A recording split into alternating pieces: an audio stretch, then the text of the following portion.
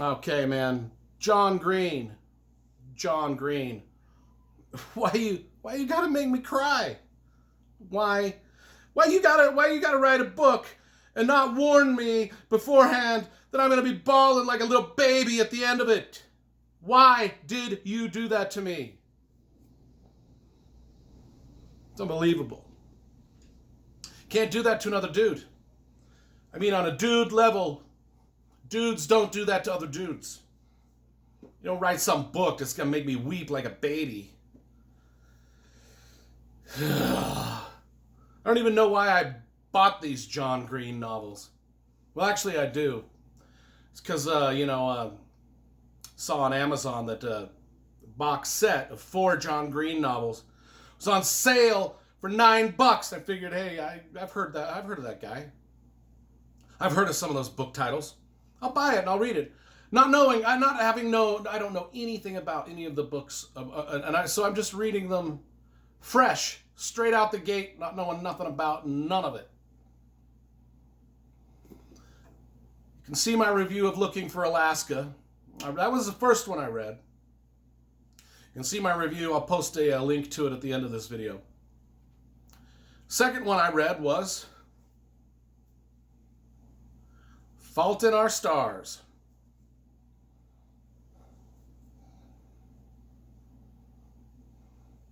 I don't know whether I made a mistake or not with these books, particularly this one. I mean, I don't want to read a book that makes me an emotional little baby at the end of it. And all through it. God, from the first sentence. It wasn't the end, it was just every bit of it was so melodramatic, so purposefully tug on your heartstrings, so much setting up tragedy in the end. The dude code, there's certain things in the dude code. You know, if dudes are in, let's say you walk into a bathroom. You're the only one in a bathroom and you always choose a stall at the end.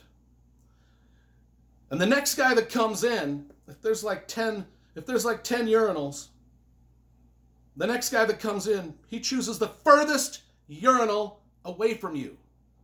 And you don't speak. No talking in the men's room. That's the guy code. And when a guy breaks that code, it's just grounds for, the evil eye. I mean, you evil eye that guy in the back. You're like, what the fuck are you doing? Standing next to me at the urinal when there's 10 others further down the road that you could choose from, and you come stand right next to me. No, there's a guy code. The other part of the guy code is, if you write a book, it better not make another man cry. John Green. What are you doing to me over here? Killing me over here. Hazel Grace has cancer. She gets a boyfriend, Augustus. He's got cancer. Oh, well, you can see where this is leading. I don't even need to mention anything else about the plot. They're teenagers. Now, thank God, these teenagers are better, different, and more enjoyable to read about than the teenagers that were in Looking for Alaska. If you want to see what I thought of those teenagers in Looking for Alaska, go click on my Looking for Alaska review. They were some pretentious morons in that book. But in the Fault in Our Stars, I liked these teenagers. They were real teenagers. They were interested in real teenage stuff. They were interested in video games and adventure novels, and they were actually real teenagers that were not trying too hard to be pretentious. Like in Looking for Alaska, every single one of those teenagers was trying to be pretentious, to sound adult when they weren't adult. And these teenagers, Hazel Grace and Augustus, they were cool. So were their little friends. Isaiah, I can't remember the names of their little friends. Isaiah was one of them. I don't know. Indiana. I think Indiana Jones was one of the... I can't remember. But they were cool teenagers. I enjoyed reading about them, which made them relatable, which made them, their cancerous problems made me, cry like a baby throughout. I mean, it was inevitable. The ending is inevitable. There is no other way to spoiler alert. You're gonna cry at the end of this. I'm not gonna tell you why you're gonna cry, but you're gonna cry. So Hazel Grace has cancer. She finds a boyfriend finally, and his name is Augustus, and he has cancer. And they become boyfriend and girlfriend, sort of. It flip-flops between friend zone and boyfriend and girlfriend and friend zone. Hazel Grace is in love with a book. She loves this book by Mr. Van Houten, who lives in Amsterdam. They find out he lives in Amsterdam. I won't tell you how they get to Amsterdam because that's part of a plot twist, but they get to Amsterdam to visit Mr. Van Houten so she can talk to her favorite author. That's been the plot of the story, and I loved it. I loved everything about it. I even wore my Amsterdam shirt in honor of this book because I too have been to Amsterdam. I too have walked up the staircase that Hazel Grace walked up in the Anne Frank house. I've visited the sites that she saw in Amsterdam, which was another little pleasant surprise about this book. Because I remember myself going through the Anne Frank house, and now this is not breaking the guy code at all, this was all me. But as I was standing in the Anne Frank house, in the bedroom of Anne Frank, and saw all the pictures on the wall that she had kept of movie stars, clippings from magazines and different things, all of that was still there in her house. And I stood in the middle of that room weeping like a baby.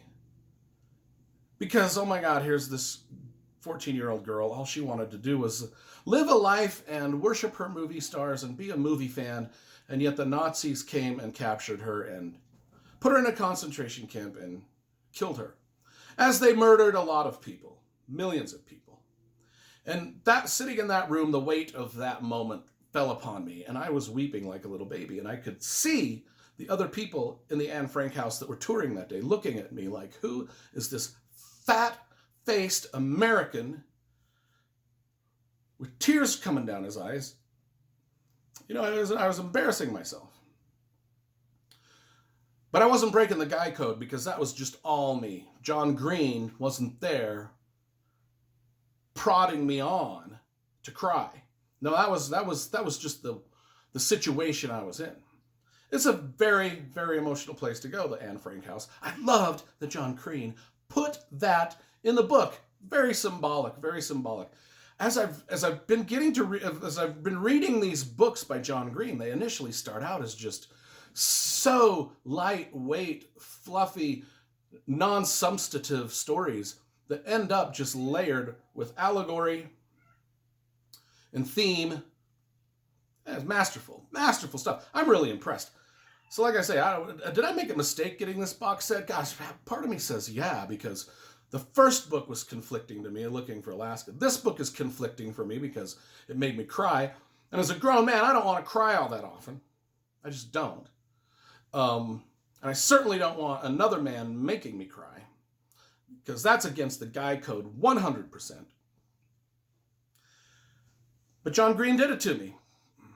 John Green did it to me. I love the story. Amsterdam. They go to Amsterdam.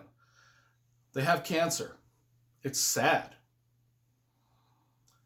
And Hazel Grace. The thing that started making me cry the most was when Augustus would call her Hazel Grace. And she would say, no, my name's just Hazel. But he insisted on calling her Hazel Grace. It's never explained why. She doesn't make a whole huge issue of it other than the first couple times he does it. But then it's always Hazel Grace. And I remember my girlfriend, Ariana, who passed away of a blood disease. I remember she calling me Durfee. She didn't call me Brian. She didn't call me Brian Durfee. She didn't call me Brian Lee Durfee. She's the first person on the planet to just always refer to me as Durfee. Hey, Durfee. Hey, Durfee. Always remember that. And so when Hazel Grace is called Hazel Grace over and over through the book, all I could think of was my girlfriend who passed away, Ariana, who referred to me as Durfee as a term of endearment because it was unique to us. And I will miss her forever. I've never been the same person since she's passed away. And there were lines of dialogue and lines of exposition, and no fault for our stars, that touched me on a level just because of my own experiences that, all joking aside about the man code and men crying, that's why we read books, right? I mean, we read books because they connect with us somehow, and this one connected with me. So, out of respect for cancer patients, people with blood diseases, whatever your ailment, out of respect for John Green for writing this book, 10 out of 10 stars. It's the perfect book. It's won so many awards. I couldn't have been more honored to read it. So thank you, Mr. Green, for putting into words in a novel some of the things that in my life I couldn't say, things that I wished I'd said. To someone that I once loved, probably one of the only persons I've ever loved. This book meant a lot to me. It will go at a place of honor on my shelf. 10 out of 10.